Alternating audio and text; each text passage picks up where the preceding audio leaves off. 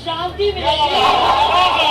कैसे मिलेगी? पेट में गू भरा होगा तो कहाँ भागते फिरेंगे? पूजा पाठ तो मन ही मन घर में बैठ के भी कर सकते हैं, लेकिन हाजत के लिए कहाँ जाएंगे? उसके लिए भी कोई जगह चाहिए। कब तक बैठे रहेंगे अपना बदन उतार खुले में? कितना पैसा बनाओगे हमें?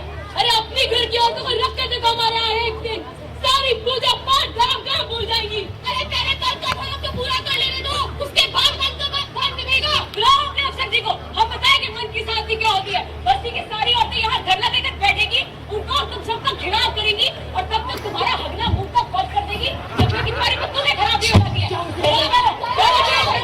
2 साल हो गए हैं, 2 साल में जमाना में कमिश्नर साहब को बुला कर आता हूँ। कमिश्नर साहब को बुलाओ। देखो भाई माताओं और बहनों, माता बोलिए अपनी लुगाई को। अरे देखो, इतना गुस्सा करना अच्छी बात नहीं है। थोड़ा ठंडे से काम लो। भाई हम कौन है? सरकार के मामूली नौकर, और सरकार तुम्हारी है, तुम्हारे भले का सोचती है, तुम्हारा ध्यान रखती है। क्या ध्यान रखती है? देखो तो तुम्हें हमारा ध्यान रखना चाहिए ना, इसलिए अभी कमिश्नर साहब आए तो कम से कम शब्दों में उन्हें अपनी शिकायत बता देना। और हाँ, बहुत बड़े और बहुत बिजी आदमी है, इसलिए उनके सामने वो उठ पटांग मत बोलना तुम। फालतू के लोग हैं। देखो उनके सामने वो सब मत बोलो, वो घेराव पतलून खराब वगैरह। देखो ऐसी बात नहीं है, हमारा सारा काम हमारे यहाँ से होकर जाता है, सारी फाइलें हमारे पास आती हैं, हमारे हाथों से होता है, इसलिए कमिश्नर साहब आ रहे हैं। ठीक है, धमकी देता है क्या? शांति से, कमिश्नर साहब आ गए, आराम से बात करना, आराम से। आइए घबराइए मत, मुझे सब पता है कि प्रॉब्लम क्या है। अंबेडकर नगर के पास वाली जमीन पार्क के लिए है, साथ में सुविधाओं का एक ब्लॉक बनना भी तय हुआ है वहां पर, इससे मुझे कोई इनकार नहीं।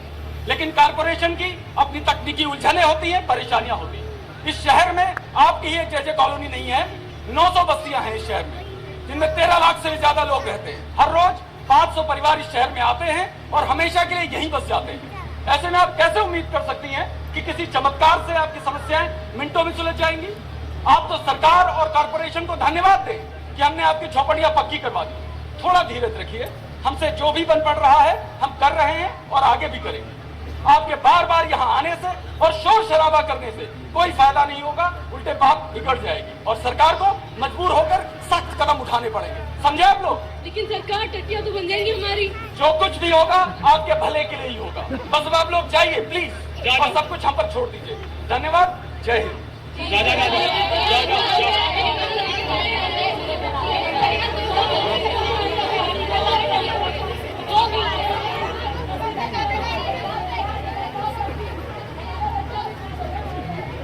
हद होती है बेवकूफी की। किसने कहा इनसे कि पार्क नहीं बनेगा और मंदिर वाले इससे ऑर्डर लाने की सोच रहे हैं? बोलिए, इतनी कॉन्फिडेंशियल बात लीक कैसे हो गई? मिस्टर अवस्थी, आपका अपने स्टाफ पर इतना भी कंट्रोल नहीं है? किसने बना दिया आपको यहाँ का हेड क्लर्क है? Sorry sir. मिस्टर अवस्थी, भुलावे में मत रहिएगा कि आपके रिटायरमेंट के 6 महीने बचे हैं तो आप पर कोई एक्शन नहीं लिया जा सकता। मैं अभी चाहूँ तो आप इंक्वायरी ठोक के आपका पीएफ, आपकी पेंशन, आपकी ग्रेजुएटी सब रुकवा सकता हूँ, समझे? Yes sir. Yes sir, sorry sir, sorry sir, yes sir. इसके अलावा कुछ सीखा भी है आपने? पता नहीं कैसे अच्छी सीआर लेकर प्रमोट हो जाते हैं लोग। अब खड़े खड़े मुंह के ताक रहे मेरा। इसकी फाइल दीजिए मुझे। Yes sir. जल्दी कीजिए।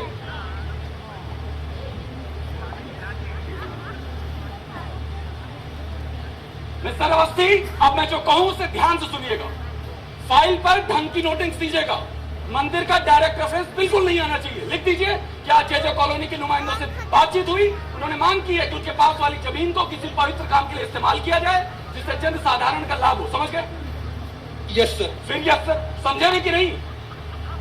I will try my level best sir. अरे अपना लेवल बेस्ट रहने दें, जैसा कहा गया है वैसा ही करें। Yes sir. मिस्टर अवस्थी, इस फाइल को अपने पास ही रखिएगा, लॉक एंड की में। अब क्या कोई बात लीक हुई तो आपके लिए ठीक नहीं होगा। रिटायरमेंट की बात की जिंदगी भारी पड़ जाएगी आप पे। मेरे ऊपर क्या क्या प्रेशर रहता है आपको सब मालूम है, लेकिन आपको क्या? रखिए इसे।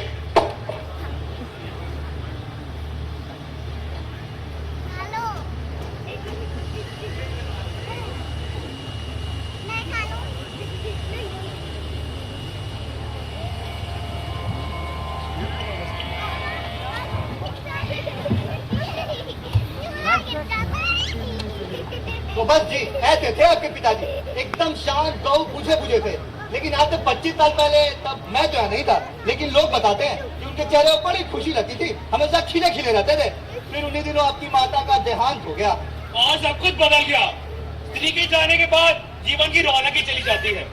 आदमी बिल्कुल बुझ सा जाता है, बल्कि मैं तो कहता हूँ फ्यूज हो जाता है। इसलिए स्त्री का जीवन में बहुत महत्व होता है। हाँ तो भैया जी, मैं क्या कह रहा था, स्त्री का जीवन में बहुत ज्यादा ही महत्व होता है। अजी लेकिन खुशी की बात है कि आखिरी दिनों में कुछ रौनक सी आई थी उनके चेहरे पे, खिले खिले से रहने लगे थे। वो कहते हैं ना, मरने से पहले, बुझने से पहले मोमबत्ती। भड़कती जरूर है।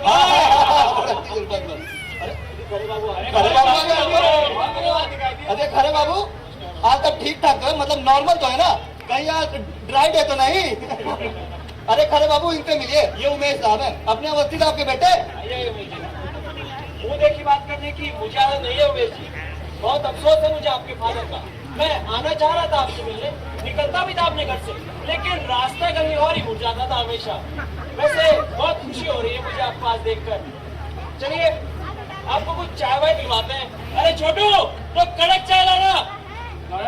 अरे बाबू, चाय ही पिलाना वाय नहीं, आपने अच्छे अच्छे आदमी को वाय पिला के भगवान जाने, कम से कम इन्हें तो बख्श दीजिए। और उमेश बाबू, आप भी जरा ध्यान रखिएगा। तिवारी जी, किसी ने पूछा तो नहीं मेरे बारे में? क्या बात करते हैं खरे बाबू, कौन पूछेगा, सबको पता होता है आप कहाँ होते हैं। वो क्या कहते हैं आप? वो ये कहते हैं वहाँ होते जहाँ कोई नहीं होता। हम वहाँ हैं जहाँ से हमको हमारी ही खबर नहीं आती। तो बस कोई पूछता ही नहीं, एंजॉय कीजिए। तो यही बैठते हैं? जी हाँ, अगर दफ्तर पहुँच जाता हूँ तो यही बैठता हूँ। फील्ड वर्क बहुत होता होगा आपका? हाँ भी और नहीं भी। काम तो मेरा यहाँ है, लेकिन बाहर मुझे ज्यादा अच्छा लगता है। दरअसल आपको पता नहीं है मेरा डिपार्टमेंट क्या है।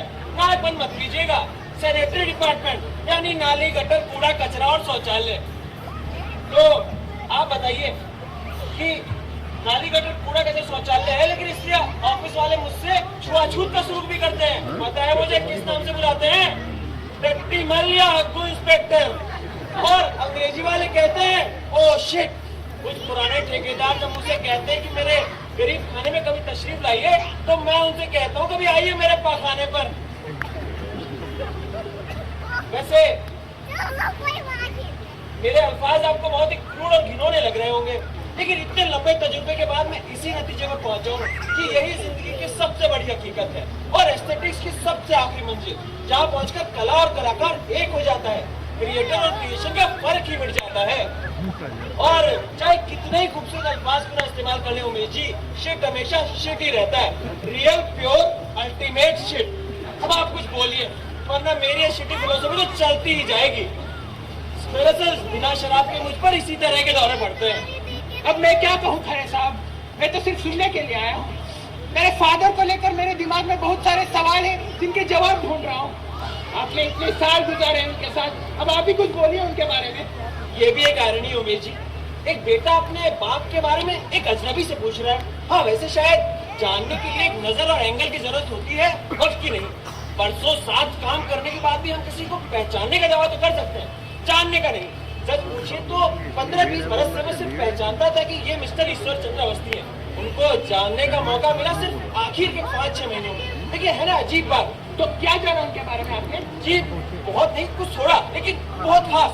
मुझे बताइए ना प्लीज। जी मेरा ख्याल है आज और यहाँ नहीं, 13वीं के बाद किसी शाम आ जाइएगा मेरे पाखाने पर, मेरे गरीब खाने पर। वहीं बैठकर सुनाऊंगा आपको किस्सा, क्योंकि वहीं से मैंने आपके पिताजी को जानना शुरू किया था। वैसे पीते पिलाते हैं ना आप, सूफी तो नहीं है, अच्छी देसिया विलायती, मेरा ख्याल है सिर्फ विलायती।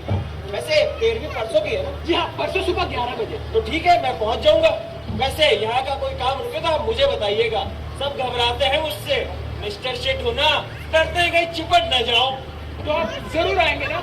इस बार रास्ते को मुड़ने मत दीजिएगा प्लीज। अजी आप मुझे शर्मिंदा मत कीजिए, मैं बहुत बेशर्म हूँ, लेकिन आऊंगा पक्का। Okay sir, thank you. खुदा हाफिज।